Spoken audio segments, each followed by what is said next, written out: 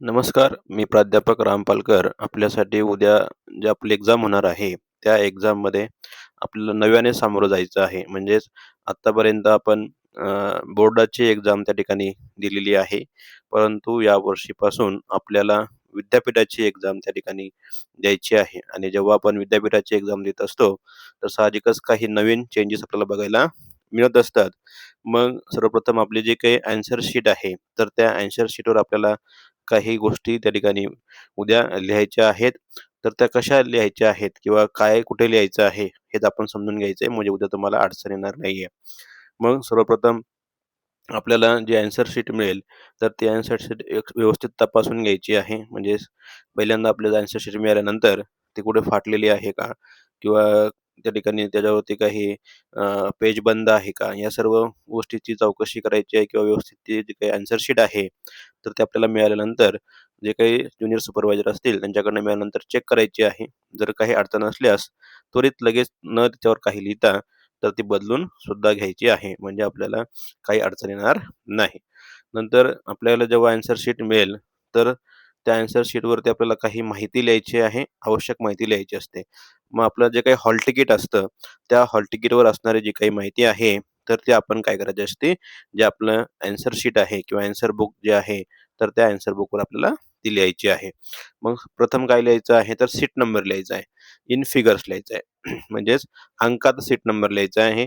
आता हा seat number आपल्याला कुठे दिसेल, तर आपलं जे काही हॉल तिकीट आपल्याला त्या ठिकाणी मिळालेलं आहे, तर त्या हॉल तिकीटवरती आपल्याला हा जो काही सीट नंबर आहे, तर तो लिहायचा आहे.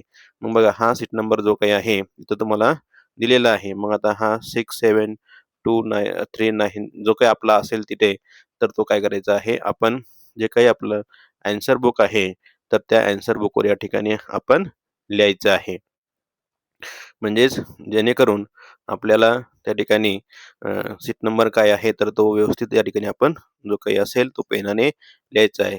तर 6239 जो काही आपला असेल, तर तो काय करायचा आहे आपण व्यवस्थित स्वच्छ अक्षरामध्ये लिहायचा आहे. नंतर इथं सेंटर लिहायचं आहे बघा. आता सेंटर काय लिहायचं आहे, तर सेंटर बघा ते सुद्धा आपलं जे काही हॉल तिकीट आहे, तर त्यावरती असतं. बघा इथं हे जे काही कॉलेज आहे, तर तेच आपलं काय असतं सेंटर नेम असतं. बरोबर आहे. मग इथं जसं नाव आहे कॉलेजचं, तसंच नाव काय करायचं आहे, आपलं जे काही ॲन्सर बुक आहे, तर त्या ॲन्सर बुकवर सेंटर समोर लिहायचं आहे. इथं काही-काही महाविद्यालयामध्ये सेंटर किंवा सेंटर आणि सेंटर कोड असतो. मग सेंटर कोड जो काही असतो, तर तो पण तिथं असतो. तो सुद्धा आपण लिहू शकतो. आता इथं खाली काय लिहायचंय? सीट नंबर इन वर्ड्समध्ये लिहायचंय. बरोबर आहे? म्हणजेच हा जो काही आपण सीट नंबर लिहिला आहे, तर तो खाली काय करायचा आहे? वर्ड्समध्ये आपल्याला लिहायचा आहे. म्हणजे शब्दामध्ये लिहायचा असतो. मग आता जसं की इथं काय लिहिलंय आपण 6236. आता हे लिहायचं तुम्हाला मराठीत लिहा का इंग्लिशमध्ये लिहा. मग समजा इंग्लिशमध्ये लिहायचं असेल तर काय लिहायचं आहे 6236 असं लिहा किंवा ज्यांना जर काही अडचण असेल तर त्यांनी काय करायचं आहे असं लिहायचं आहे 62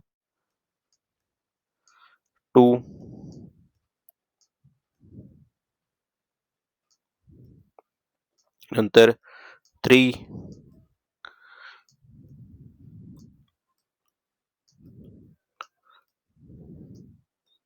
6 असं व्यवस्थित अक्षरामध्ये लिहू शकतात. जर त्यांना जास्त लिहिता येत नसेल, तर त्यांनी असंही त्या ठिकाणी तुमचा नंबर लिहू शकतात. पण शक्यतोवर 6236 असा लिहिलं तर बेटर राहील. ठीक आहे. तर तुमची वरची माहिती. आता इथं तुमचं नाव लिहायचं आहे. म्हणजे जसं की तुमचं हॉल तिकीटवरती नाव आहे. इथं बघा हे हॉल तिकीट जे आपण महाविद्यालयाकडनं घेतलेलं आहे, तर त्याच्यावर तुमचं नेम दिलं आहे. ॲज इट इज जे काही नाव तुमचं असेल, तर ते हॉल तिकीटवरती जसं आहे तसंच काय करायचं आहे तुम्हाला, हे जे तुमचं काही उत्तरपत्रिका आहे, तर त्या उत्तरपत्रिकेवर इथे लिहायचं आहे नाव. नंतर खाली इथं बघा दिलंय डे अँड डेट. म्हणजेच ज्या दिवशी आपली परीक्षा आहे, तर त्या दिवशीच आपल्याला काय करायचं इथं डे आणि डेट लिहायचं आहे. उद्या किती तारीख आहे? तर 22 बरोबर. म्हणून 22/11/2025 आणि पुढे उद्याचा डे लिहायचा आहे. आता उद्याचा डे कुठला आहे? तर सॅटरडे आहे. म्हणून समोर इथं काय करायचं आहे? सॅटरडे असं व्यवस्थित लिहायचं आहे. ठीक आहे. नंतर तुमचं आता समोर झालं. इथं काय लिहायचं एक्झामिनेशनमध्ये? तुमची एक्झामिनेशन कुठली आहे? तर एफ-वाय बी-कॉमची, बरोबर? म्हणून इथं काय लिहायचं?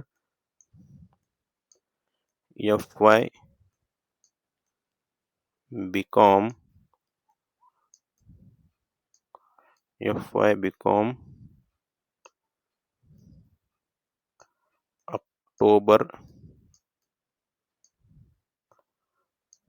2025.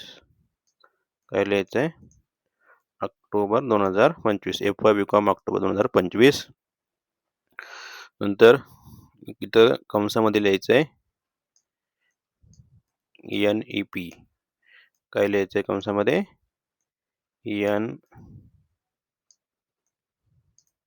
NEP 2024. 2024 थोडंसं बारीक लिहून तुम्हाला ते इथं बसवायचंय. ठीक आहे.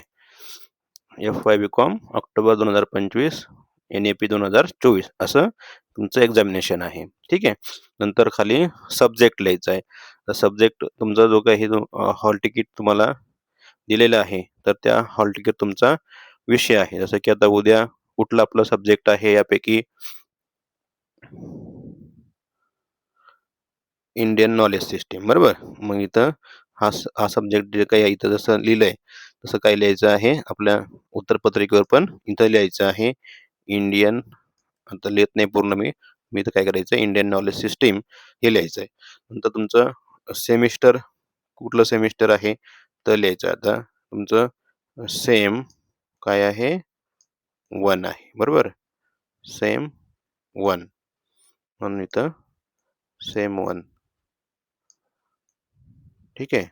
सेम 1 असं लिहायचं आहे. नंतर कोर्स किंवा पेपर इथं आता हॉल तिकीटवर तुमच्या दिलेलं असतं.